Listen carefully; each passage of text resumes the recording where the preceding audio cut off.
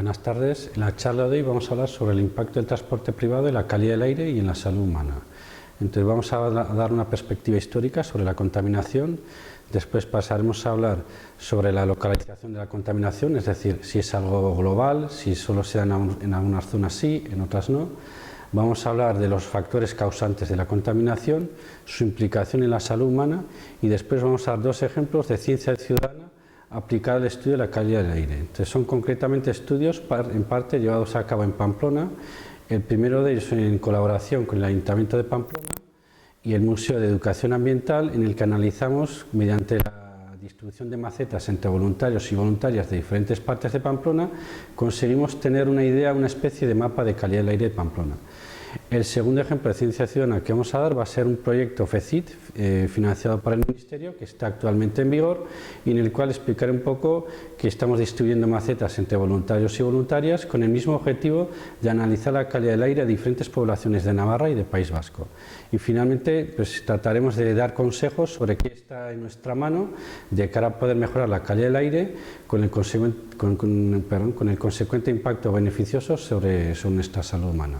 Es decir, lo que queremos decir al final es que hay algunas de las tareas o medidas que se puede aplicar uno mismo en su casa, en su modo de vida, para corregir o mejorar la calidad del aire. Bueno, pues gracias por venir, lo primero, a todos. Tanto también a Iker, hoy os va a hablar Iker Aranjuelo y bueno, ya sé que es un viernes a la tarde y pasa siempre lo mismo, que es un poco complicado, insisto. Bueno, pues Iker es licenciado en Biología, Agricultura y Medio Ambiente en la Universidad de Navarra, y doctorado en el Laboratorio de Fisiología de las Plantas de la misma universidad en 2004. Tras finalizar su doctorado, ha trabajado en diversos laboratorios, lo que le ha brindado la oportunidad de seguir completando su formación. Entre otros lugares, ha trabajado en la Universidad de Rennes, en Estados Unidos, en Montpellier, en la Universidad de Caen, Grenoble, en Francia, en la Universidad de Barcelona, en la Universidad de Sydney y en la Universidad del País Vasco, y actualmente trabaja en el Instituto de Agrobiotecnología, que es que siempre lo digo mal, está aquí, del CSIC. En el Instituto de Agrobiotecnología, Iker Aranjuelo es responsable del Grupo de Agricultura Sostenible y Cambio Climático. Este grupo investiga, entre otras cuestiones, el efecto que produce el cambio climático en las plantas, la influencia del CO2, el aumento de la temperatura, la escasez del agua, etc., principalmente en el trigo, alfalfa, guisantes, etc. Todo este trabajo ha sido publicado en revistas de gran prestigio internacional y asimismo colabora habitualmente en empresas y entidades de Francia, Alemania, Italia, Reino Unido, Estados Unidos, Japón, China y Australia. Ha sido profesor de estudios de máster y en los últimos años ha colaborado en la organización de talleres, congresos y jornadas sobre esta disciplina. Muchas gracias por venir. Buenas tardes a todos, a todas. Y gracias, Humberto, por la presentación, a Jaquiunde también por darme la oportunidad de explicar parte del trabajo que hacemos. Entonces, y a vosotros y vosotras también pues, por venir esta tarde, ¿no? Como dice Humberto, un viernes a la tarde igual se os pueden ocurrir otras opciones para hacer, entonces que estéis aquí, pues se agradece. Entonces, como podéis ver en el título, lo que vamos a hablar es un poco sobre el impacto del tráfico sobre la calidad del aire y como consecuencia sobre la salud humana. Entonces vamos a hablar un poco de lo que es la contaminación, tipos de contaminación, si es localizado algo, una problemática común, efectos sobre la salud, y os voy a dar dos ejemplos de proyectos de ciencia ciudadana. Uno que ya ha terminado y otro que ha empezado este año, ¿vale? Entonces, como ha dicho Humberto, me llamo Iker Aranjuelo, soy de Oyarzun, soy guipuzcoano, y actualmente ya tengo plaza de investigador en el Instituto de Navarra de Agrobiotecnología y estamos en Ultima. Entonces, así a modo de resumen, este es el instituto, es un centro mixto del CSIC, es decir, Consejo Superior de Investigaciones Científicas y del Gobierno de Navarra. Yo en concreto soy investigador del CSIC. Entonces, si os hablo de contaminación, ¿pensáis que es algo nuevo, que es algo antiguo? ¿Qué os viene a la cabeza? ¿Es algo reciente? Revolución industrial. La palabra clave, digamos, para nosotros es la revolución industrial.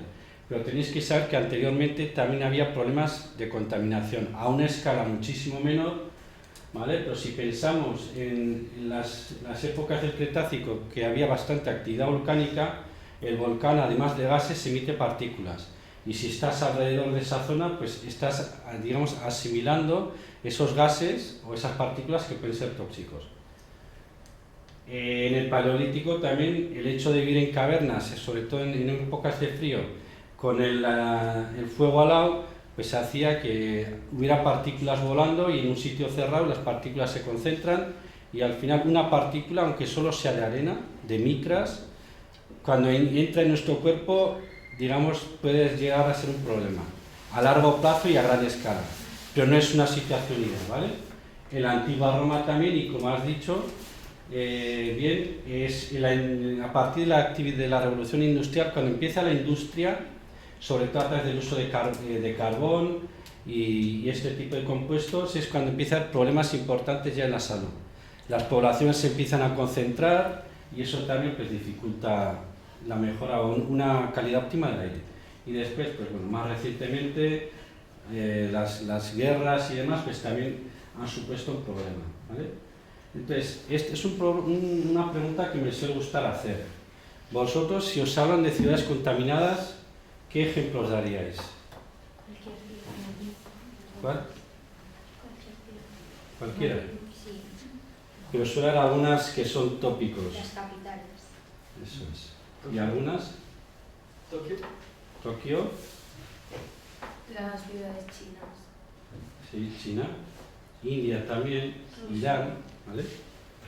Teherán concretamente. O sea, las ciudades grandes, México, México DF, las ciudades grandes las asociamos a problemas de calidad del aire. Vosotros pensáis, quizá en Tudela no, pero en Pamplona pensáis que hay algún problema o También. puede haberlo. Sí. No, está bien que tengáis un poco ese concepto porque hay gente que le hablas de contaminación y piensan, va, eso a mí no me toca. Eso a alguien que vive en Barcelona o en Madrid, pero yo vivo aquí y aquí el aire es perfecto. Entonces, no, evidentemente no es comparable a la calidad del aire que puede haber en una gran ciudad, pero en Pamplona hay sus pequeños problemas. Digo Pamplona, puedo decir San Sebastián, como no Bilbao, Madrid, es decir, aunque no sean ciudades, bueno, quitando Madrid, aunque no sean ciudades muy grandes, sí que tienen pequeños problemas, sobre todo si tú tienes problemas en el aparato cardiorrespiratorio. Si tenéis a un familiar que es asmático, seguramente esa persona sí que será muy consciente de si la calidad del aire es buena o mala, ¿vale? Entonces, aquí tenemos varios contaminantes, entre comillas, ¿vale? Los óxidos de nitrógeno, metano y el dióxido de carbono. Entonces, aquí veis un poco la evolución de estos gases en una escala temporal y vemos que a partir de la revolución industrial la concentración de estos gases se dispara. ¿Vale? Entonces hay gente que dice, bueno, es que históricamente en la historia de la Tierra ha habido picos en que subía el CO2 y tienen razón. El problema es que esos picos se dan a una escala temporal muy grande. Ahora estos picos los estamos batiendo en tiempo récord, por desgracia. Entonces, para que os hagáis una idea, yo cuando empecé la tesis, en el 98, la concentración de CO2, ¿sabéis cuál era? No lo sabéis. Porque hacíamos experimentos de CO2, ¿no? Entonces, lo que hacíamos, teníamos unas plantas en condiciones control de CO2 del aire respecto de un valor alto de CO2. Alto de CO2 es lo que se espera que se alcance a finales de este siglo, que era 700. Pues nuestro valor referente era 350. Os hablo del 98, 24 años. ¿Alguien sabe actualmente cuál es la concentración de CO2? Oscila unos ppm en función de si es en el hemisferio y si es primavera, verano, invierno, pero más o menos ¿sabéis por dónde andamos? 413. Entonces, decir, bueno, pues que son 60, 70, no es mucho. Estamos hablando de 24 años, entre comillas es un disparate. ¿Vale? Entonces es mucho. Y no solo os he dicho el CO2, porque es el que la gente más conoce. Pero los óxidos de nitrógeno, los óxidos de azufre también están subiendo. Y eso ya es otra historia. ¿Vale? Entonces, a raíz de, bueno, las administraciones detectan problemas en la calidad del aire y en la salud, ¿vale? La mortandad de las personas, y empiezan a aplicar nuevas normativas. ¿Vale? Entonces, en España la primera normativa de control de emisiones es de los años 60 y los años 70. ¿vale? Y la primera ley de protección del medio ambiente atmosférico en España es del 72. Entonces, esto es un poco lo que os decía, ¿no? Las sensaciones, o si os pregunto sobre una ciudad contaminada, la foto típica es algo así, una especie de neblina y alguien ahí, en este caso con mascarilla, o si habéis ido, sobre todo yo lo suelo ver más en Madrid, en Barcelona también puede ser, pero no sé si os habéis fijado alguna vez en Madrid, si habéis ido en verano sobre todo, que suele haber una especie de capa amarillenta, una especie de capucha, y eso no es una nube que se ha perdido, es contaminación. El problema que tiene la contaminación es que el efecto, como vamos a ver, no es a corto plazo, no es como la COVID. Alguien enferma de COVID y a los 2 o 3 días ya tiene síntomas. El efecto de la contaminación es a medio o largo plazo, ¿vale? Entonces, eso es un problema porque hace que no le demos tanta importancia como debería tener. A no ser, como sea, que os he dicho, que tengáis problemas en el aparato cardiorrespiratorio, que cuando hay picos de contaminación vuestro organismo reacciona.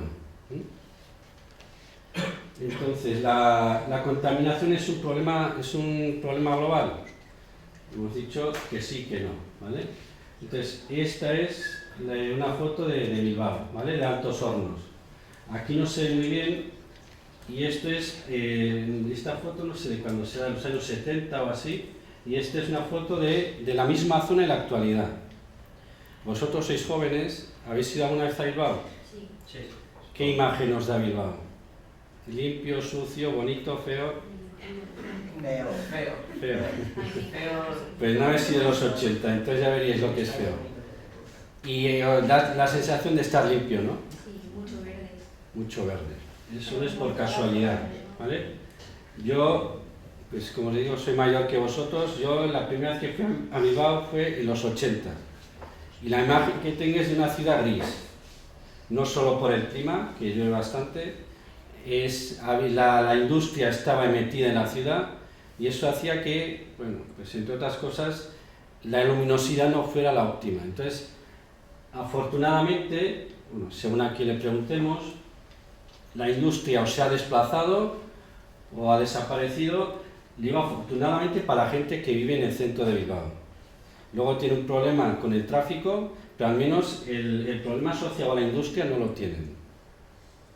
Entonces, os voy a dar datos de un estudio que se hizo en 2019, ¿vale? Un estudio de un equipo internacional de investigación, de investigadores mejor dicho, en el que se analizó la calidad del aire de 858 ciudades de Europa. Entonces, ese estudio concluye varias cosas. Y entre otros, lo que dice es que anualmente en Europa mueren asociados a la contaminación o a la calidad del aire, asociados. No quiere decir que solo debido a, sino que, entre comillas, contribuye negativamente a la salud de una persona que acaba muriendo. 124.729 personas, ¿vale? Entonces dice que, por ejemplo, si bajáramos a la mitad la emisión de partículas y óxidos de nitrógeno, la cantidad de personas que morirían sería en torno a 79.000. Es decir, ya mejorando un poco la calidad del aire, el efecto es bastante grande. Lo que de ese estudio saqué datos un poco de nuestro entorno. Entonces, en Pamplona, ese año, 2019, murieron entre 53 y 143 personas en Pamplona por la calidad del aire, asociado a la calidad del aire. Y en San Sebastián, parecido. Bilbao pues, entre 184 y 490, y luego tenemos Bayona y Vitoria, ¿vale? Entonces, estos datos, ¿por qué los pongo? No son los peores, digamos, de toda Europa, pero para que veamos un poco que quizá vamos a Vitoria, que tiene un poco, está catalogado como ciudad verde y sí que lo es, pero no podemos decir que es el Pirineo. Tiene pequeños problemas, ¿vale? Y quizá he puesto Pamplona por proximidad. Entonces, hay diferentes tipos de contaminantes. Tampoco voy a extenderme mucho en ellos. Que sepáis que hay unos que se llaman primarios, que son aquellos contaminantes que se quedan en el ambiente en la forma en la que han sido emitidos, ¿vale? Pues tenemos los compuestos orgánicos volátiles, el monóxido de carbono, azufre, y después hay otra serie de contaminantes que reaccionan en la atmósfera o en el medio en el que están, dando lugar a un producto nuevo que es contaminante. El más conocido es el ozono. El ozono que aquí en la zona de la ribera en verano suele subir. En otras zonas también. ¿Esto por qué sube, por ejemplo, en verano? Porque para formarse ozono es imprescindible la radiación, la luz. ¿Vale? Y entonces las principales fuentes de emisión son las naturales, cuando hay quemas, ¿vale? Estas quemas, este verano desgraciadamente hemos tenido bastante noticia en este sentido en Navarra, en la zona de Pamplona, pues se ha quemado mucha hectárea. Los volcanes, que aquí por suerte no tenemos, las ciudades, el transporte y la industria. Estas son las fuentes de contaminantes. Entonces, si estamos intentando un poco atajar o mejorar la calidad del aire, lo que tenemos que es tratar de identificar las fuentes de contaminación, porque no vale de nada dedicar nuestros esfuerzos en una fuente de contaminación si después su implicación y la concentración final es baja, ¿vale? Entonces, el principal o una de las principales fuentes de contaminación en general es el transporte y la actividad industrial, ¿vale? Entonces, en función del contaminante, los porcentajes van cambiando. Una cosa, pero por mucho que intentemos mejorar la calidad del aire en España o en Europa, no vamos a poder mejorar mundialmente, porque al final nos va a seguir afectando lo que pasa en China y lo que pasa en esos países en los que la industria pues no tiene ninguna ley medioambiental y todo eso. Y no quieren poner. Por partes, sí y no. En el caso de la contaminación derivada del transporte privado, tu acción sí que va a hacer que mejore un poco. Y la de China a ti no te va a afectar. El problema de los microplásticos... Sí, nos va a afectar. El aire se cambia, el aire muere. Sí, pero de China aquí no nos va a llegar en un segundo. Y entre comillas se diluye. Pero estamos hablando de largo plazo, como has comentado antes. Bueno, de momento las analíticas que hay no detectan un gradiente como el que decís vosotros. Porque es como el océano. Vosotros, cuando os hablan de plástico, que en el caso del plástico sí que es un problema. Porque si analizamos una muestra del Cantábrico o donde queráis, o en Nueva York, seguramente ese agua ya tiene microplásticos.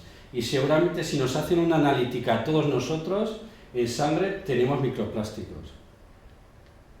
Esto lo digo porque es un problema bastante importante y luego la gente anda tirando el plástico donde no debe. Pero también es una fuente de contaminación, como cualquier otra capa de las capas de nombrar. ¿Cómo? Que estás diciendo que vale, el aire no afecta a lo de las industrias y todo eso, fuentes de contaminación, pero los microplásticos también serían una fuente de contaminación. Eso, por eso mi segundo ejemplo era para confirmar que en ese caso sí que es aplicable. La emisión de plástico al suelo, al agua, sí que nos llega. De hecho, en Asia se concentra mucho plástico y al final ese agua llega aquí, pero porque la cantidad, las toneladas que hay en el mar de plástico es enorme. Lo que los pescadores recogen en superficie es el extremo del iceberg. Bajo las aguas hay toneladas, millones de toneladas de plástico. Y ese plástico, el problema es que se degrada y entonces sí que empieza a dispersarse por todos lados.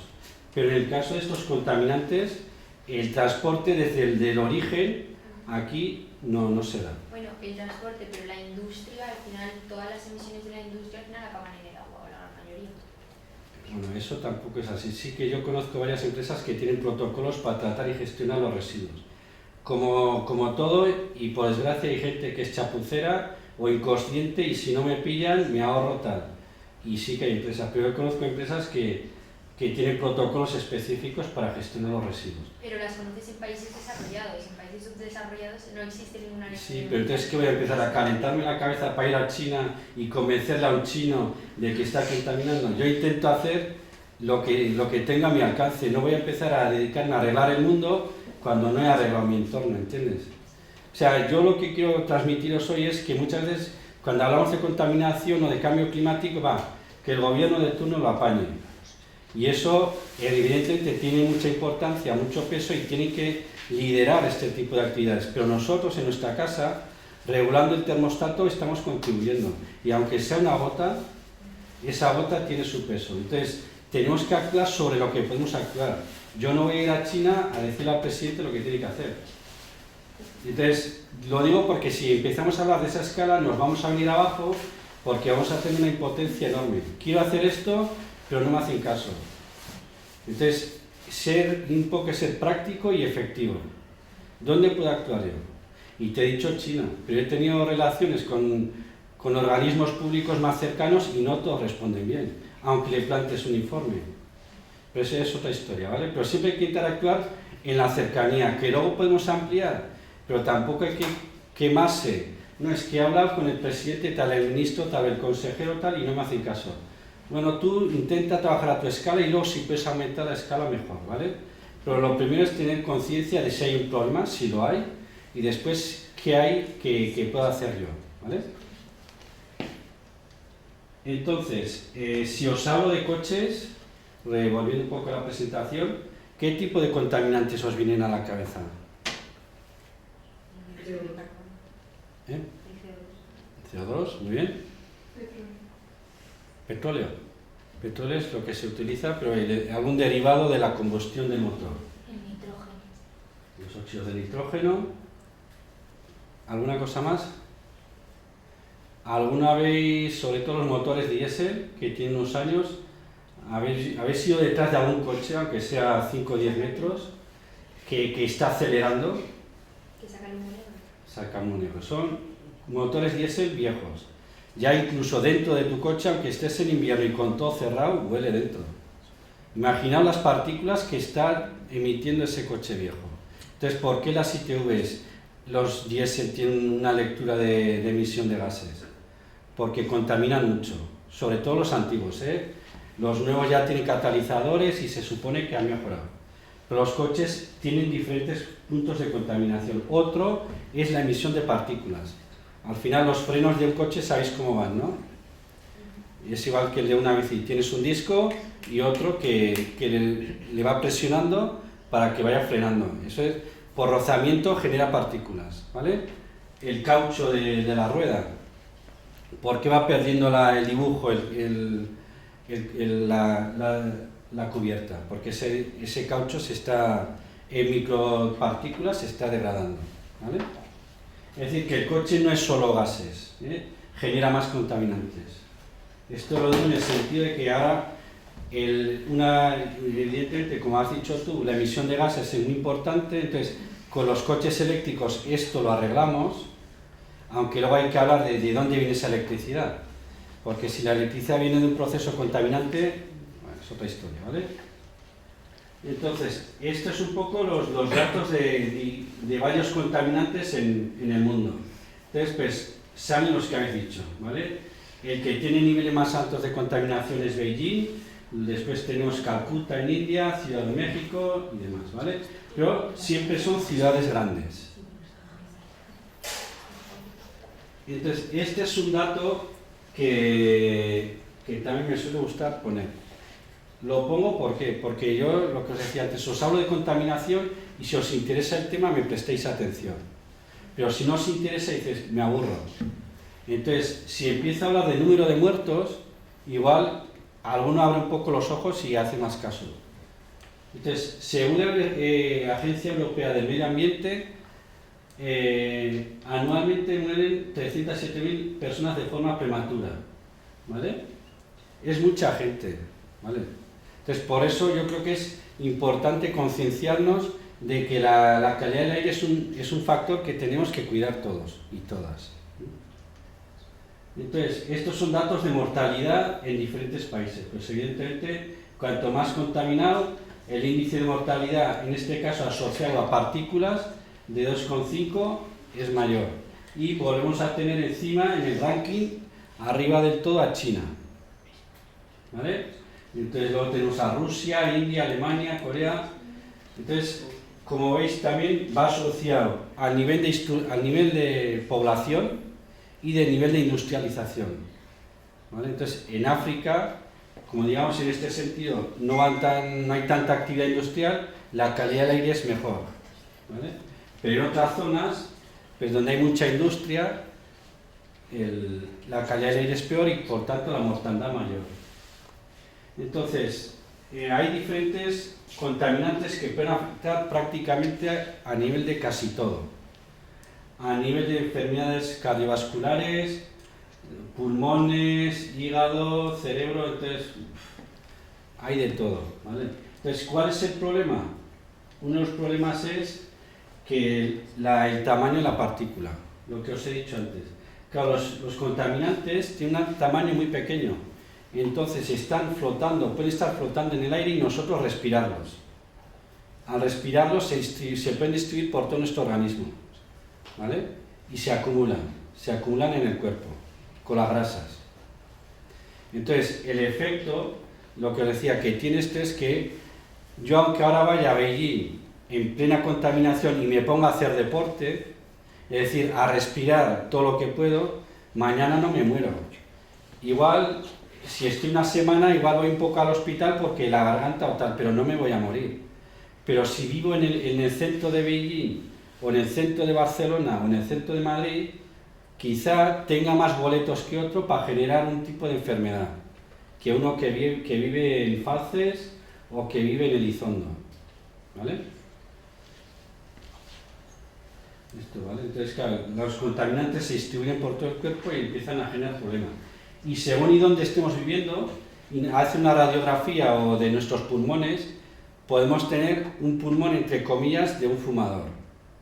Pero esto serían situaciones extremas, digamos, de vivir en una zona muy contaminada, o sea, esto no es lo normal. Pero bueno, que en un caso extremo puede ser. Entonces, esto es lo que os decía. Hay muchos estudios que relacionan claramente la contaminación con los ataques de asma, ¿vale? Sabéis que se hincha la garganta, entonces tienen problemas de respiración. Entonces, hay muchos estudios que demuestran la correlación que hay entre picos de ozono, por ejemplo, y ingresos en hospital o visitas médicas. Entonces, más problemas. Puede generar problemas de fertilidad, defectos congénitos, infección respiratoria, asmas, enfisemas, cáncer, problemas cardíacos. Bueno, es decir, la diversidad de patologías es bastante importante, ¿vale? Podemos hablar en particular el nivel de cada contaminante, no todos tienen el mismo efecto. Entonces, en el caso del plomo, pues bueno, tiene la problemática que es de rápida absorción y bueno, afecta a diferentes partes del sistema nervioso y demás, ¿vale? Entonces, no voy a entrar en detalle, pero bueno, el plomo, por ejemplo, es un contaminante importante. Esto es algo que yo suelo poner, me suele gustar esta gráfica, ¿vale? Vosotros, si vais a la gasolinera, ¿os habéis fijado por qué pone sin plomo? Pero sabéis que pone sin plomo, ¿no? Como sois jóvenes, entonces yo os voy a explicar un poco el porqué de sin plomo. Antes la gasolina originalmente no tenía ningún tratamiento selectivo para el plomo. Entonces las autoridades lo que empezaron a ver es que había mucha gente o un número importante de gente que moría y en su analítica salían los niveles de plomo alto. Eso es como las cañerías de plomo, se han ido cambiando, porque en su momento no había otra y no se era consciente de una cañería de plomo qué implicaciones tenía si de ahí venía el agua de grifo. Entonces, detectaron que había un problema asociado a altos niveles de plomo que conllevaba la mortandad o problemas en la salud de las personas. Entonces, obligaron los diferentes gobiernos con normativas, leyes, a los productores de gasolina a eliminar el plomo, ¿vale? Entonces, ¿la consecuencia cuál es? Estos son los niveles de plomo en los años 80 de adultos y de niños, ¿vale? Y, como veis, en 2001 ya los niveles de plomo en sangre, ¿eh? Estos son valores de analítica de plomo en sangre. A raíz de la obligación que impusieron los gobiernos a los productores de combustible, les obligan a quitar el plomo de su combustible, la calidad de las personas mejora mucho, ¿vale? Entonces se resolvió un problema. Y esta correlación también es muy bonita entre concentración de plomo en la gasolina y en sangre. Y veis que la correlación es importante, ¿vale? Es decir, sí que podemos asociar la presencia de plomo en sangre a la presencia de plomo en los combustibles, ¿vale? Este caso, seguramente no lo conoceréis, es una chica que vivía Kissy Debra, ¿vale? Esta chica vivía en el extrarradio de Londres. Es una chica que tenía problemas respiratorios severos, ¿vale? Entonces, frecuentemente tenía que ir al hospital porque tenía ataques fuertes de asma.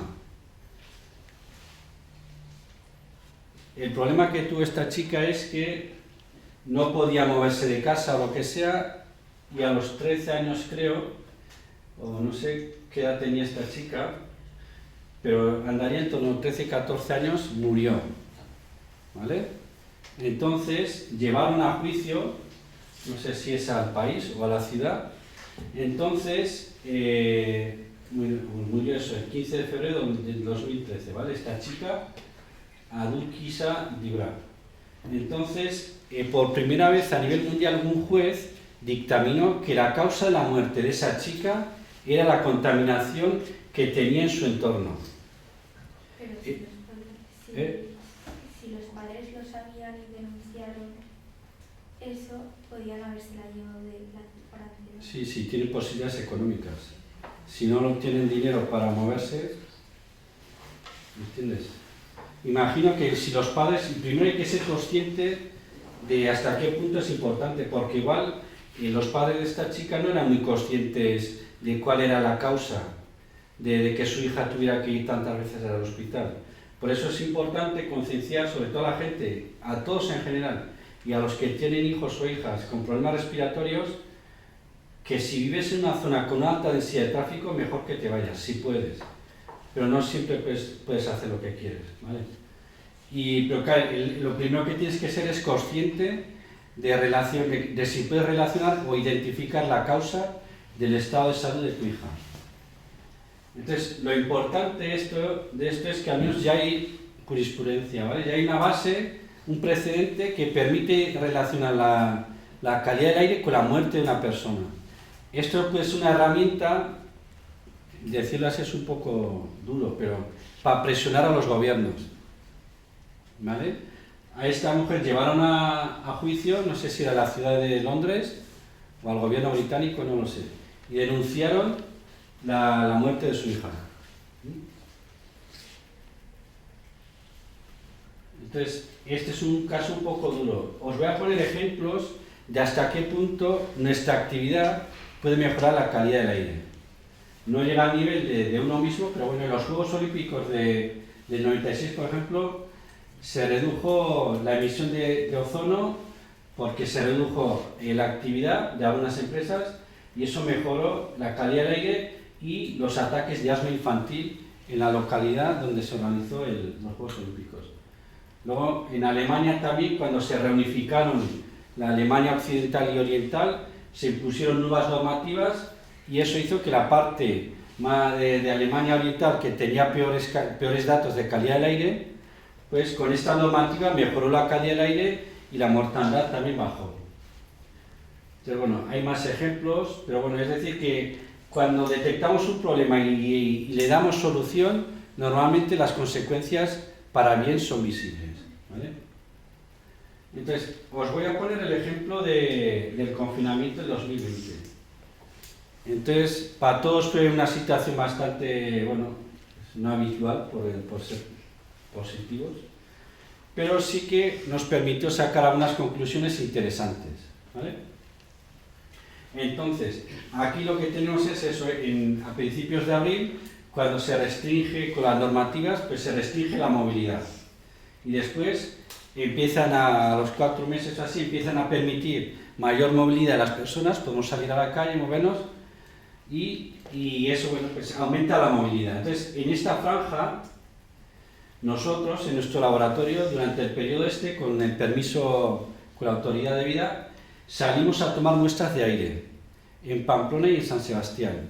durante el periodo del confinamiento y posterior apertura, para ver si las plantas nos daban información sobre si la calidad del aire había mejorado o no como consecuencia de las restricciones de movilidad. ¿Vale? Entonces, el confinamiento estricto, ¿vale?, empezó aquí en finales de febrero, marzo, hasta casi mayo. Después hubo un periodo de desconfinamiento entre mayo y julio, donde permitieron un poco de movilidad y después volvimos a la nueva normalidad. Entonces, estos son datos de Pamplona de unos contaminantes gaseosos, como son las diferentes formas de óxido de nitrógeno. Entonces, ¿qué vemos? Que con el confinamiento estricto la emisión de gases baja. Y conforme aumenta o volvemos, entre comillas, a la normalidad o en ese camino, ¿vale?, otra vez salimos a la calle, cogemos el coche y tal, los gases empiezan otra vez a subir. Claro, esta es una medida muy drástica, pero la consecuencia en este sentido está ahí. En San Sebastián también parecido, ¿vale? Luego nosotros lo que hicimos fue tomar lo que os decía antes, ¿no? En diferentes puntos de Pamplona y San Sebastián tomamos muestras de aire y analizamos el contenido de metales pesados. Y vimos lo mismo que vimos a nivel de gases, que los metales pesados con el confinamiento fueron bajando. Y conforme entramos en la fase de desconfinamiento, nueva normalidad, los metales pesados empezaron otra vez a subir. Entonces, Pamplona, ya sabéis, no tiene mucha industria. Y la que hay está en el exterior y está más o menos controlada. Entonces, ¿a qué factor creéis que podemos asociar los metales pesados que suben o bajan en Pamplona? Digo Pamplona porque es lo que estudiamos, y en San Sebastián igual. Pero en Tudela podemos decir lo mismo. ¿Qué factor de contaminación identificáis? El transporte. ¿Vale? Lo que cambió en una situación de confinamiento y posterior es el tráfico, sobre todo. ¿Vale? Entonces hicimos una analítica eso de metales pesados y se veía claramente estos cambios, ¿vale? Entonces, en este sentido, cada una cosa es hablar de ciencia, de medidas, de análisis, de origen de contaminante, y todo eso está muy bien, pero si no estáis en el mundo científico, podéis pensar que es cosa de 4 frikis, que a mí no me afectan. Por eso es importante este tipo de jornadas como la de hoy, dar un poco, explicaros, en este caso, qué problemática hay y qué podemos hacer nosotros, implicaros un poco. Pues si os implicáis en una tarea o tenéis mayor conocimiento de algo, digamos, es más fácil asimilar lo que estamos diciendo. No que si viene alguien ahí a hablarme de algo que no me interesa, cuando uno participa en una tarea, se implica, pues eso hace que tenga más interés. Entonces, os voy a hablar de dos ejemplos de proyectos de ciencia ciudadana. Uno que hicimos en colaboración con el Ayuntamiento de Pamplona, más concretamente el Museo de Educación Ambiental de la Rochapea, y después un proyecto que ahora mismo está en activo, que el Ministerio nos ha financiado a nosotros, la convocatoria FECIP, un estudio de calidad del aire en diferentes zonas de Navarra y País Vasco. Entonces, vamos a empezar a hablar del estudio que llevamos a cabo en Pamplona en colaboración con el Ayuntamiento y el Museo de Educación Ambiental. Entonces, vosotros en el telediario a veces suelen hablar, o en prensa también, en internet están disponibles los datos, sabéis que hay un baremo de calidad del aire, ¿no? Bueno, regular, muy bueno, malo. ¿Os suena algo este tipo de nomenclatura? ¿Lo habéis visto en algún lado? No. En las grandes ciudades, incluso los paneles estos que indican la hora, algunos también te dicen calidad del aire buena, mala. Bueno, que sepáis, luego os enseñaré, el Gobierno de Navarra tiene una página web en el que casi de manera instantánea os dice la calidad del aire de diferentes estaciones meteorológicas de Navarra. En Tudela hay 2, y no sé si por aquí hay alguno más también, ¿vale? No son muchas las estaciones que hay, pero en Tudela hay 2. El caso es que estos datos, la catalogación de bueno, malo, regular, va en función de la concentración de los principales contaminantes, los óxidos de azufre, de nitrógeno, ozono y las partículas de 10 y 2,5. ¿Vale? Entonces, hay estaciones meteorológicas situadas en diferentes puntos y estos datos se registran aquí. Esto es una opción. ¿Vale? Otra opción es lo que hemos hecho nosotros. Porque el problema, entre comillas, de una estación meteorológica es que te da la calidad del aire de ese sitio. Pero si te metes varias calles más arriba o abajo, no tiene por qué tener la misma calidad del aire. El coste de esta estación es importante. Entonces, nosotros pensamos que hay otras herramientas complementarias y de bajo coste, como el análisis de material vegetal. En todas las ciudades hay árboles, arbustos. Pues analizar esas hojas para saber qué tipo de aire tenemos. ¿Vale? Entonces, el ensayo este que hicimos con el Museo de Educación Ambiental en Pamplona, lo que hicimos es, participaron 30 personas, ¿vale? 30 voluntarios y voluntarias de diferentes partes de Pamplona. A todos les dimos una maceta de ryegrass. El ryegrass es la hierba esta que está en casi todos los jardines, en los campos de fútbol, y lo tuvieron en sus casas durante 2 meses, en un sitio abierto. A los 2 meses nos juntamos otra vez, tomamos las muestras de hoja, las llevamos al laboratorio y analizamos la composición, entre otros, de metales pesados. Y en una jornada final lo que hicimos fue explicar lo que había salido. Entonces, lo que os voy a resumir es un poco lo que vimos en este estudio. Entonces, estas son las calles de Pamplona en las que nuestras 30 plantas estuvieron. Bueno, no os lo he explicado, pero al final, ¿cómo asociamos la contaminación a la planta? Yo os he dicho que tenemos varios tipos de contaminantes. Algunos son de tipo gas y otros son partículas.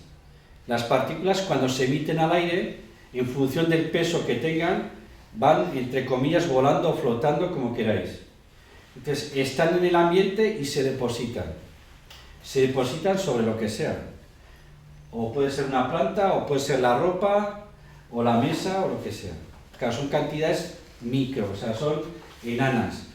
Entonces, ¿nosotros qué hacemos? Cuando distribuimos las plantas, cogemos las macetas. Entonces, al analizar la composición mineral y elementos pesados, metales pesados, sabemos cuántas partículas de metales pesados se han depositado en esa planta.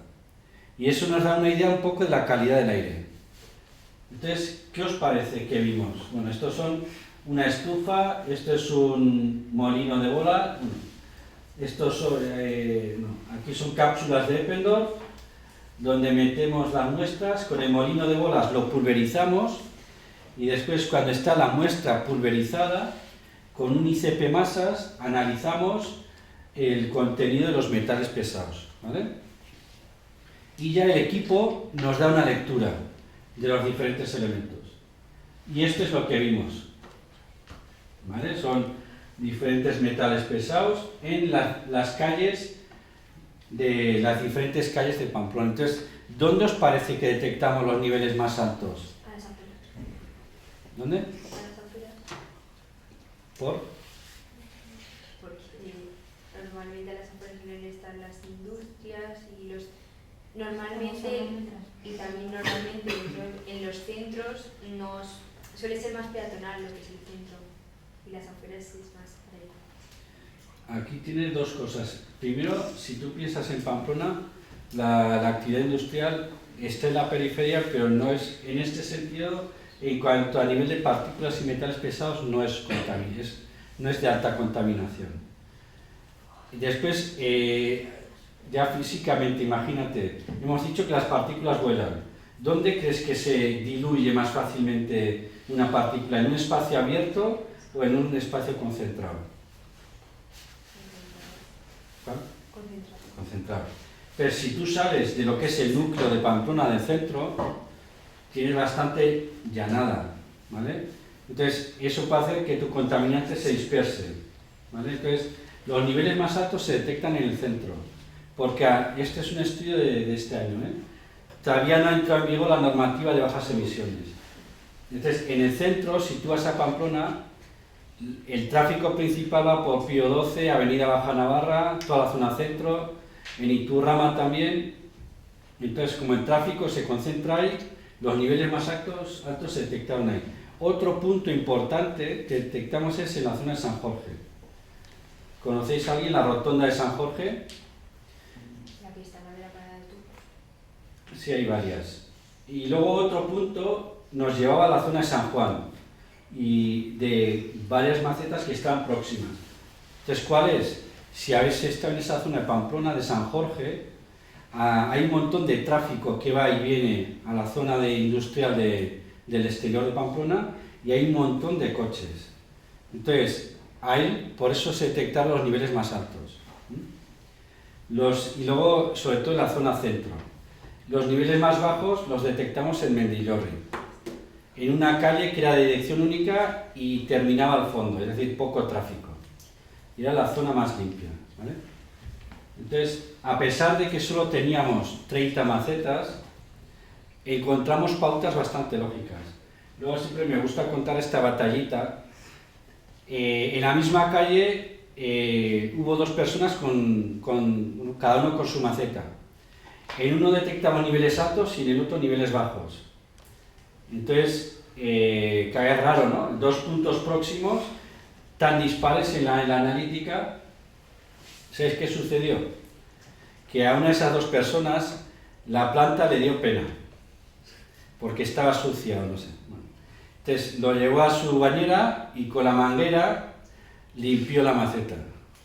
Claro, la mujer tenía buena voluntad, le dio pena a la planta, la limpió. El problema es que los metales pesados se fueron, ¿vale? Pero bueno, me gusta contarlo para que veáis, podéis hacer el símil también de la lluvia. Si llueve mucho, ¿por qué mejora la calidad del aire? No por arte de magia, es porque las partículas se han desplazado. No han desaparecido, es lo mismo que el plástico. No, vamos con la red, cogemos lo que hay a nivel de superficie y nos quedamos contentos.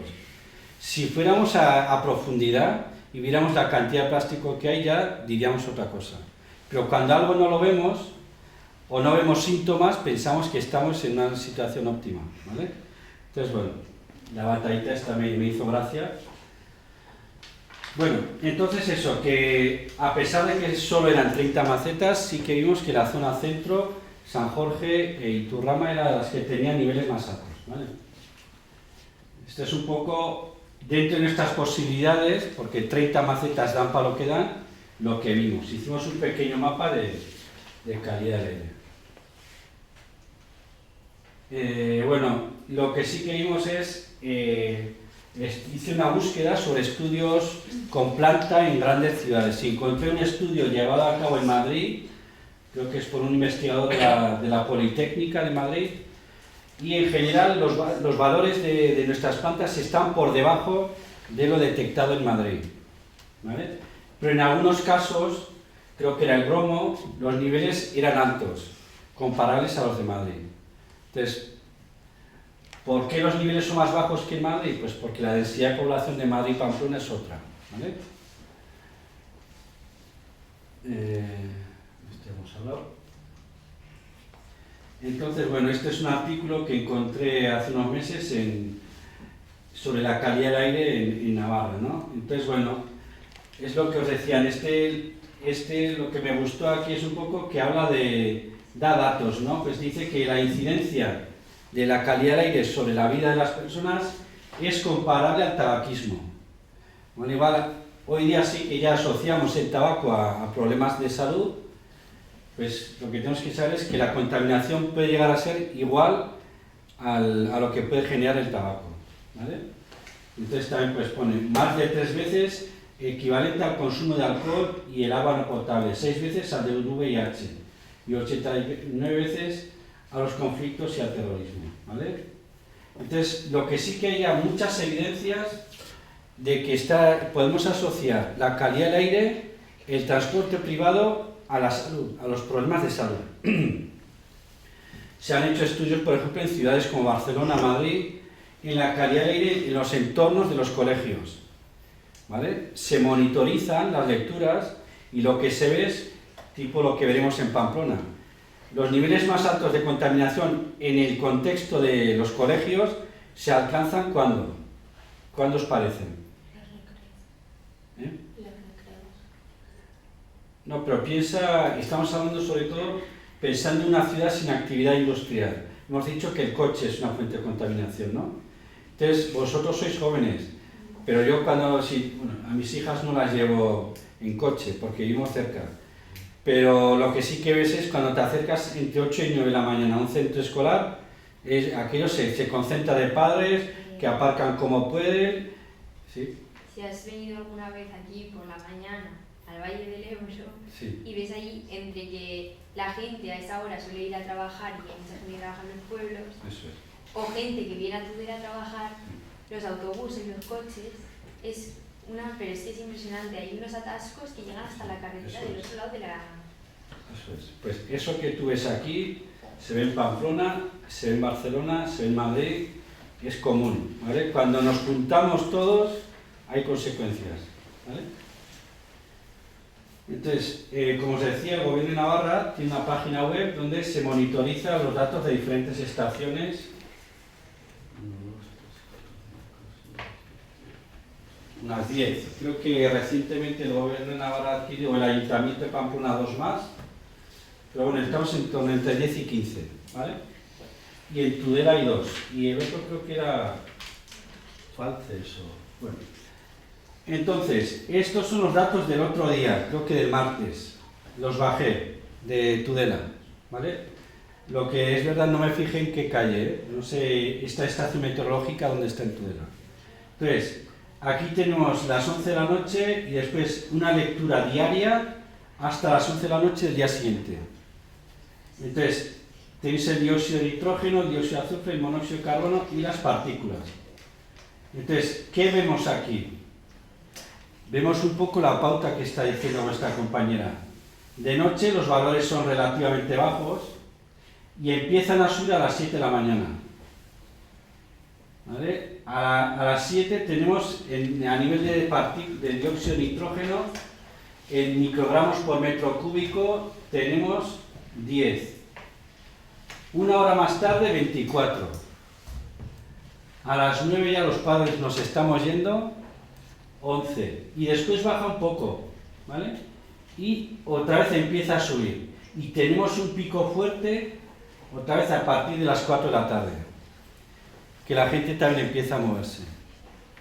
Entonces, nuestros hábitos de vida sí que tienen consecuencias, ¿vale? Por eso ahora la nueva ley está en las ciudades o poblaciones de más de 50.000 habitantes, obliga a poner una zona de bajas emisiones.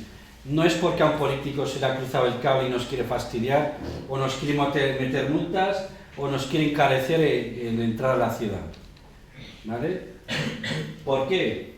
Porque al final nosotros, si vamos de fuera a una ciudad grande, nos da igual, pero pensar en alguien que vive en el centro de Pamplona, a esa persona no le da igual, ¿vale? Funes, pues vemos algo parecido, pero ¿qué os parece? No es tan marcada la diferencia, ¿vale? Entonces, aquí tenemos, está entre 15 y 20 más alto, y aquí el punto más alto tenemos 26. Entonces, ¿qué diferencia hay entre Funes y Tudela? Eso es un pueblucho. Eso es. Es un pueblo pequeño, menos población, menos coche. Vamos a Pamplona, aquí ya superamos las marcas, ¿vale? ¿Por qué? Simplemente, entre comillas, por la densidad de población, ¿vale? Yo cuando era pequeño en mi casa había un coche, ahora en las casas hay 2 o 3. Y la gente se tiende a concentrar en las grandes ciudades y eso tiene problemas colaterales, ¿vale? ¿Sí? Las 11 de arriba, ¿por qué hay tanta diferencia de las 11 al día siguiente? Pues buena pregunta, no lo sé. No te sé decir. Puede ser, a ver si es un tema de que llovió el día en un caso y otro sí. Esto lo cogí de martes, pero el martes no sé qué tiempo hizo en Pamplona. Yo me seguro. No me acuerdo, pero o puede ser que seguramente será un tema ambiental, o sea, climático o el viento, ¿vale? Porque los datos son de la misma estación. Entonces, lo que puede ser es, no es broma, la arquitectura, el diseño de las calles, según si tienes en cuenta por dónde te vienen los vientos principales, te puede ayudar a despejar tu contaminación y mandarla afuera. Puede ser, ¿eh? O si no, la precipitación. Sinceramente no me acuerdo si llovió el martes, creo que sí, pero no tendría que mirarlo. Pero ten en cuenta que la misma estación no es un factor de que uno esté en una calle y uno otro, tiene que ser, entiendo, algo ambiental, ¿vale? O que pasara algo aquí, no sé, alguna actividad que el día anterior no había, algo de obras o así, que también puede ser. A las 11 de la noche. Obras no, también es verdad. Pues no sé, sería algo ambiental, ¿vale? Bien, entonces, esto, ¿por qué lo digo? Antes habéis dicho igual un poco que está en nuestra mano, que no está, en China, en Japón. Bien, entonces yo lo que os voy a dar es unos pequeños ejemplos que son bastante evidentes, ¿vale? Entonces, primero hemos dicho, si queremos neutralizar o mejorar un parámetro, tenemos que identificar las fuentes de emisión. Y aquí hemos dicho que era el transporte, la industria y la electricidad, ¿vale? Tanto el uso de electricidad como la producción de esa electricidad, ¿vale? Entonces, si estos son los puntos que generan contaminación, ¿qué se os ocurre que está en nuestra mano hacer? Ir menos en coche. Eso es una cosa. El gran problema es que, pues, no es eso, sí, más que, por ejemplo, aquí en Tudela, pues, la renta de autobuses es mínima, hay 2 autobuses con suerte. Pero pues por ejemplo, si quieres ir al cine, el cine está a las afueras. Y antes, cuando nuestros padres eran jóvenes, sí que había un autobús que te llevaba al cine, ahora ya no. Es así. Yo, cuando viví en Barcelona, estuve viviendo en un pueblo de 90.000 habitantes que estaba a 33 kilómetros. Si cogía el transporte público, porque es lo que cogía, ¿sabéis cuánto tiempo tardaba en ir al trabajo? Y eso que la universidad que iba yo, la Universidad de Barcelona, está en las afueras. O sea, no entraba al centro. 2. Y a la tarde otras 2 para volver. Entonces, iba andando a la estación de tren. Luego me llevaba para Barcelona. Ahí tenía un tramo de 1/4 hora andando. Coger el tranvía, es decir, andaba dando vueltas. Y eso no son horas facturables, ¿no? ¿Eh? No son horas. Que va, no es tu problema. Si vas a pata y tardas 4 horas, tú tienes tu horario y les da igual cómo llegas, ¿vale? Pero hay que decir que lo que decís es cierto. Está muy bien hablar de transporte, alternativas y tal, pero nos tienen que dar medios. Nos tienen que dar transporte público con frecuencias y que cubra un área lógica, porque si al final, si para ir de aquí a allí no tengo un transporte público adecuado, por mucho que me pese, tendré que tirar transporte privado. Entonces, todas estas campañas tienen que ir acompañadas de un transporte público adecuado, lo mismo que los trenes y demás. Además, por ejemplo, ahora dicen que quieren prohibir los coches de gasolina, pero es que eso es una alternativa que, como los prohíban, mucha gente no va a tener coche. O sea, te sale hoy en día te sale más barato si tienes un coche eléctrico. Si se te rompe la batería, te sale más barato comprarte otro que arreglarlo. Sí. O sea, y luego está la problemática de esa batería que se degrada, se deshace. ¿Qué residuos genera esa batería? ¿Y de dónde saca la energía? Y no saca la energía. Yo, sinceramente, a día de hoy no soy experto en mecánica, ni nada de estilo, ni en electricidad, ni nada. Pero no sé si estamos preparados para dar un salto inmediato al sistema eléctrico que plantean. No lo sé, pero estoy de acuerdo en que no, desde luego perfecto no es. Entonces, ¿se os ocurre otra cosa que esté en nuestra mano? Una pregunta, cuando se descubrió en América con lo de la fisión nuclear, ¿se conseguirá aplicar a nivel global, se podría reducir la contaminación? Sobre el papel está bien, pero es como el hidrógeno. Del hidrógeno se lleva hablando mucho tiempo, pero todavía no hay un prototipo en la calle que circule con hidrógeno, que yo sepa. Hay prototipos que se han fabricado, pero también en la calle falta un poco. Entonces, como en un concepto teórico está muy bien, pero hay que llevarlo a la realidad. Pero sí, tener situaciones así pues serían... Perdona un momentico, a ver, vamos a ver. La pregunta es bien clara, ¿qué podemos hacer? A ver, venga, cada uno puede hacer algo. Mirar bien este diagrama, el transporte, pero ahí hay algo que pone electricidad. Pero no vamos a dejar de usar el Chromebook para las tareas. A ver, cada vez que mandáis un móvil vía WhatsApp, un vídeo o una foto, es el equivalente a 4 bombillas encendidas todo el día. Mirad lo que podemos hacer. Sin más, es que parece que siempre es la culpa es de los otros. ¿Y cómo nos comunicamos? La culpa es... Eso parece que es nuestra culpa. No estoy diciendo que sea vuestra culpa. Intentar utilizarlo bastante menos. Las redes sociales son muy peligrosas a todos los niveles. Lo digo por conocimiento de causa porque me dedico a ello. Son muy peligrosas. Pero es que encima cuesta mucha energía. Los grandes consumidores de electricidad de Europa y del mundo son los centros de cálculo. Y los centros de cálculo, vamos, los centros de datos. Y los centros de datos son los que utilizáis para mandar WhatsApp.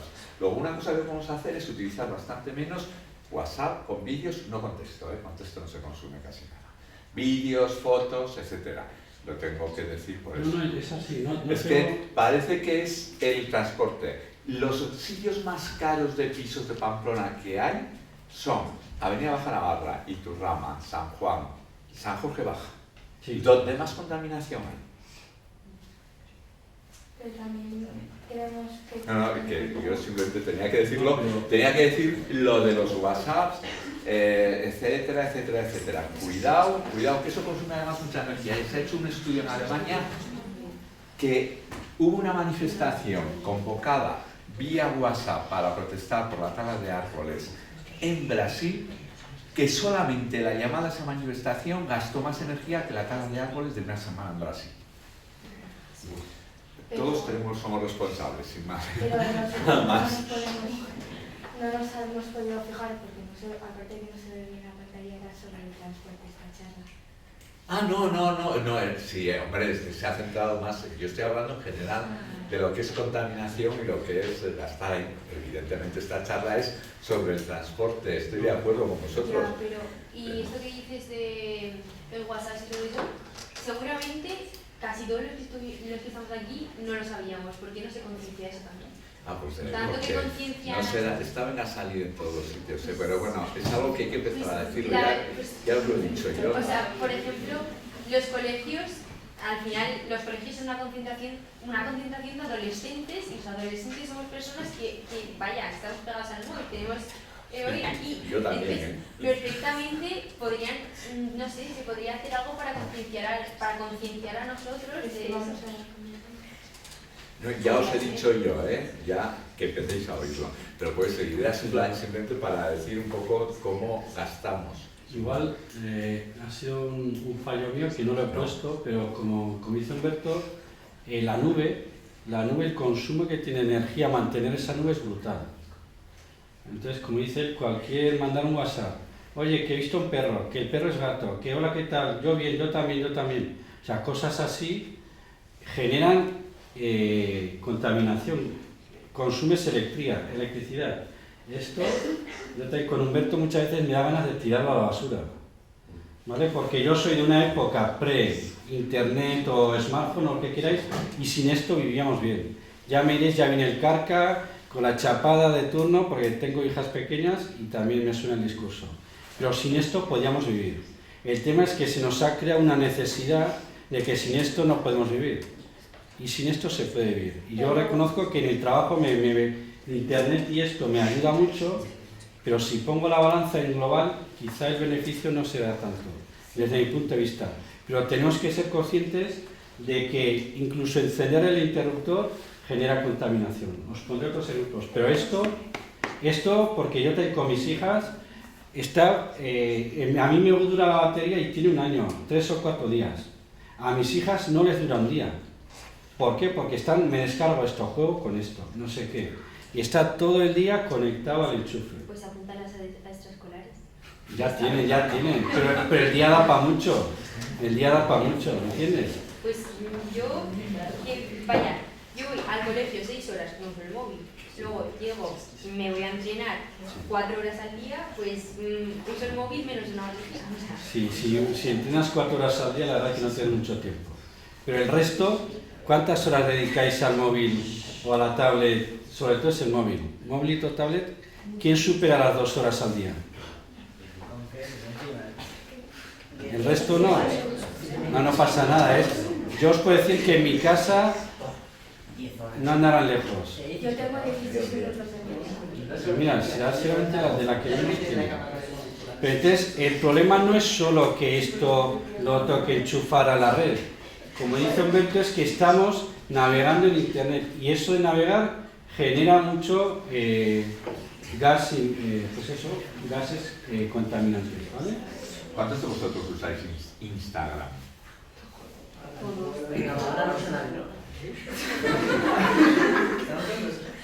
No, que es normal. Esto ya me lo Vale, sigue. No, era simplemente por curiosidad. Yo en las redes sociales no estoy. Solo tengo uno y es de trabajo. Pero porque no me da la vida. Si tengo que estar y solo tengo. Entonces, pero también es un poco concienciado porque yo trabajo delante del ordenador casi todo. Entonces lo que menos necesito es seguir conectado a la red para hacer cosas así. Pero bueno, yo os lo digo, pero también quiero decir que soy consciente de que habéis nacido en un mundo digital y por todos lados nos meten en el ojo esto, ¿vale? Nos bombardean con mensajes y tal. Entonces para vosotros es más difícil jugar al ping-pong con todo esto que para nosotros, que tenemos un pre, ¿vale? Pero bueno. Y las personas mayores no saben utilizar también la tecnología. Hombre, yo soy mayor, pero tanto no llego, ¿eh? O sea, ya debo apañarme con esto. Sí, pero yo estoy en tecnología gracias a los mayores como tú y como yo que la hemos hecho. O sea, cuidado, ¿eh? Es así, o sea, es que no se puede. Por ejemplo, nosotros cuando éramos pequeños, igual, dudo que hayamos, desde pequeños que hayamos estado con una tablet, con un móvil, pero los niños de hoy en día han nacido con la tablet y el móvil pegados al cuerpo. Y yo no entiendo mucho cuando veo a niños pequeños de 2, 3, 4 años comiendo y con la tablet al lado. A mí eso me pone los ojos así. Pero lo dices tú, ya desde pequeño le están normalizando la pantalla, ¿vale? Bueno. Pero eso también es de la educación de los padres, ¿verdad? Sí, pero yo creo que muchos padres no son conscientes. O muchos padres, te puedo decir yo, igual estás saturado de trabajo porque también los padres tenemos un contexto que puntualmente no damos abasto. Y es fácil decir, bueno, si no estoy muy concienciado, que me deje en paz. Pero entonces estás descuidando la educación de tu hijo. Exacto. Eso sí, pero cuando seas madre hablaremos. Pero, no hablaremos, sí hablaremos. Pero entonces igual le puedes, en vez de darle el móvil, le puedes dar un juguete. Yo no he dicho que lo haga, ¿eh? No he dicho que lo haga. Yo no. Pero lo mismo que le puedes dar el móvil, le puedes dar un juguete. Sí, pero ¿sabes cuál es el problema? Te voy a decir, yo tengo 3 hijas, la más pequeña tiene 4. Y mis hijas mayores veían una serie de dibujos a su edad. ¿Sabes qué pasa en casa? Ahora en la tele, iba a decir un esto, la tele tienes YouTube. Entonces las hijas mayores ponen vídeos de YouTube, de frikis que hay en YouTube, aunque ya lo tengo bastante así. Entonces la hija pequeña con 4 años, en lugar de ver a Peppa Pig, está más acostumbrada a ver vídeos de no sé quién. Es una lucha difícil, pero el tema es que no es fácil porque estáis bombardeados, ¿vale? Y con las redes sociales también parece que si no me da un like, ¿y por qué crees que están los likes? Para generar adicción, ¿vale? Porque igual no eres muy consciente, pero cada vez que dan un like y tú lo ves, se genera una hormona, que no me acuerdo cuál era, que te da un placer breve, de ¡ah, qué guay! Entonces genera, es adictivo. Igual no eres muy consciente, pero sí que hay muchos trabajos en este sentido. Los likes no son porque sí, es para mantenerte enganchada, que te conectes, que veas cuánto lo han visto y tal. Bueno, vamos a seguir un poco igual. Vamos a ir terminando, pero voy a contar una anécdota para que veáis lo de los likes, lo que es. Unos grandes almacenes equivalentes al Corte Inglés, Target en Estados Unidos, hizo un programa muy bueno para clasificar a sus clientes de acuerdo a lo que consumían, esos likes. Yo iba y compraba esto, otro tal cual, no sé qué. Contrataron a unos 20 científicos de datos e informáticos para hacerlo, menos a uno que era el mejor, y resulta que no sabía trabajar en grupo, no se le contrató. Pusieron en marcha, es el Corte Inglés a lo bestia, pusieron en marcha el programa y la gente iba y compraba. Comprar es dar un like, me gusta, no me gusta. El científico que no había, esto no ha habido mucha gente, el científico que no había participado empezó a recibir, iban a comprar sus almacenes y empezó a recibir información para mujeres embarazadas de propaganda. Entonces le dijo a su señora, ¿estás embarazada? Y dijo, pues no, no estoy embarazada. Es lo mismo que los likes, lo que os estoy diciendo. Entonces llamó a la compañía y les dijo, oiga, que su programa funciona mal. ¿Qué vamos a hacer? La persona que recogió el dato tardó 2 meses en llevarlo arriba y cuando llegó arriba se asustaron porque es un tío muy famoso, Hinton, es muy conocido, incluso se ha dado un premio Príncipe de Asturias, o sea, no es una persona cualquiera. Y cuando le llaman, a los 2 meses dicen, no queremos disculparnos, el buen señor les dice, no, lo siento, mi hija adolescente está embarazada, con 3 compras de 24 productos cada vez. 72 me gusta. O sea, vosotros igual no sois conscientes. Seguir con Instagram y seguir con cosas. Venga, ya podéis. Pero el problema es que dejamos todos una huella en Internet. ¿Vale? Lo mismo que hay gente, hay estudios, por ejemplo, que han analizado la evolución de la COVID y han desarrollado modelos de predicción de cómo iba a evolucionar por diferentes zonas en base a las búsquedas que hacíamos en Internet. O sea, hay modelos matemáticos que permitían predecir la evolución que iba a tener la COVID simplemente viendo las búsquedas que hacemos en Google. Más te voy a decir, Instagram se ha publicado hace menos de 2 años con las fotos de los adolescentes, meter una nueva foto y sabes qué disposición tiene al suicidio. Seguir subiendo fotos. Es que no sois conscientes. Educar, que lo acabas de decir, es muy duro educar, y educar en las redes sociales para un mundo totalmente nuevo es todavía más duro. Pero que sepáis que son herramientas muy peligrosas. Y trabajo en eso. Sin más, vamos a terminar porque estamos hablando del aire. Entonces, así por abreviar un poco, una de las hemos dicho, la del coche. Es una cosa que podemos hacer es coger un diésel, bueno, hoy igual esta pregunta no era muy así, pero coger un coche u otro. También es lo que habéis dicho, el eléctrico está muy bien con sus limitaciones, pero hay que poder pagarlo. ¿Yo puedo pagar un coche eléctrico? Pues igual, entonces me tengo que apañar con lo que puedo. Otra cosa es la conducción, ¿vale? Entonces, una conducción suave, por ejemplo, emite 0,028 gramos por kilómetro de óxido de nitrógeno. Una conducción agresiva, 0,087. Entonces, si llevamos el coche revolucionado o no, hace que las emisiones sean más o menos, ¿vale? Lo que hemos dicho, el transporte público, un viaje en autobús equivale, que está mal, a 23 viajes en coche. Habría que ver un poco las distancias y tal.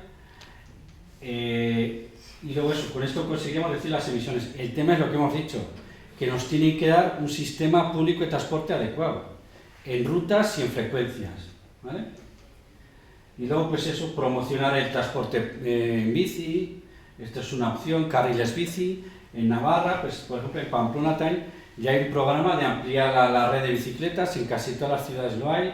Entonces, este es una herramienta interesante. El transporte, yo sinceramente cuando veo un avión que va de Pamplona a Madrid, me pone como una moto, porque los aviones contaminan un montón, entonces realmente necesitamos eso, ¿vale? Porque ahora nos vamos un poco más de tiempo, pero fijaros, la emisión de CO2 de un avión es terrible. Pues, cuando fue lo de que se juntaron ahí todos los países para hablar de los problemas medioambientales, fueron casi todos en avión. Sí, claro, sí, es otra paradoja. Nos juntamos todos, pero esas cumbres mundiales del cambio climático es mejor dejarlas, porque, bueno, sí, lo dejamos ahí. Es a veces más político que científico, o casi siempre. Pero bueno. ¿Qué podemos hacer otra cosa? Productos de kilómetro cero. No solo para ayudar al agricultor local, que es muy importante, ¿vale? Es muy importante porque eso genera economía en tu entorno y además es una economía más limpia. Entonces, si a mí me apetece comer fresas en invierno, pues me aguanto. cuando toque. O si quiero comer naranjas no sé, en verano, pues me aguanto. O sea, tenemos que consumir lo que toca en cada época. Porque esos caprichos que queremos fuera de época, supone que los han traído de lejos. Y ese transporte ha generado contaminación, ¿vale? Entonces, por eso yo creo que es importante, en lo posible, también podéis decir, es cierto, pero todo tiene un precio, mi economía me permite esto o lo otro, ¿vale? Bueno, y luego, para mí, esto que igual parece una tontería, y ahora, con esto del precio de la electricidad, nos están diciendo de poner a 19, ¿no? Por ahorrar energía, el termostato. Yo antes de todo esto ya ponía 19, 18. Porque no sé si tiene mucho sentido estar en invierno en casa en manga corta. Si nos ponemos un jersey no pasa nada, ¿vale? Entonces, y luego pues eso, en lo posible, un buen aislamiento en casa. Entonces, ahora con los fondos europeos se está promocionando y dando ayudas en este tipo de actividades, ¿no? Entonces, todo lo que sea ahorrar gasto de energía, ya estamos ayudando, ¿vale? Entonces, bueno, y ya está. Muchas gracias.